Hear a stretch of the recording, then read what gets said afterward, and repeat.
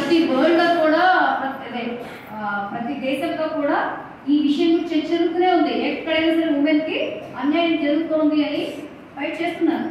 చేస్తారు లేదా? అయితే అలా చేయవలసిన పరిస్థితులన్నీ ఎవరు క్రియేట్ చేసుకున్నవి? ఎవరు క్రియేట్ చేసుకున్నారు? ఎవరు క్రియేట్ చేశారు తెలుసా మీకు? మీ ఇంట్లో మీ నాన్నగారిది పై చేయ, అమ్మది పై చేయ?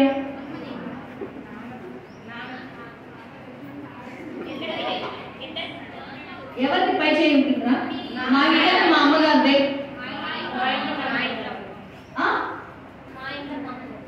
ప్రతి ఇంట్లో కూడా అంటే 75% నాకు తెలిసి కుటుంబ వ్యవహారాల్లో ఆడవారిది పైచే వ్యవహారంగా ఉంటుందా లేదా? మరి ఈక్వాలిటీ కావాలని అడిగే పరిస్థితులు మనం ఎందుకు తెచ్చుకున్నాము అంటే శారీరకంగా, మానసికంగా అన్ని విషయాల్లో కూడా, శారీరకంగా కూడా వాళ్ళతో పాటు మనకు కూడా బలవంతులమే. ఇందులో 1% కూడా తీసేయడానికి లేదు. ఇంకా చెప్పాలి అంటే మానసికంగా మనమే వారికంటే బలవంతులం. అదేనా? అయితే మరి ఎందుకు ఈక్వాలిటీ గురించి మనం మాట్లాడుకోవాల్సి వచ్చింది అంటే యాక్చువల్గా చెప్పాలి అంటే మన భూమి మీద ఆడవాళ్ళని ఎక్కువ గౌరవిస్తుంటాం కదా. ఏమంటాము? భూమిని ఏమంటాము? మహిళతో పోలుస్తాం. ఓకే, శక్తిని ఏదో పోలుస్తాం? శక్తి అంటాం కదా.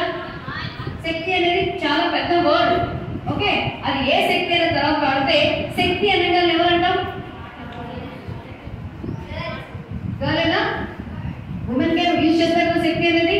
మరి ఇంత శక్తివంతమైన ఈ శక్తి పదాన్ని ఉమెన్కి ఇచ్చాము అంటే మనము అంత శక్తివంతులనే అర్థం. అవునా కదా? క్లాస్ ఇచ్చుకోండి. నిజంగా మన బలము వీళ్ళకి లేదు.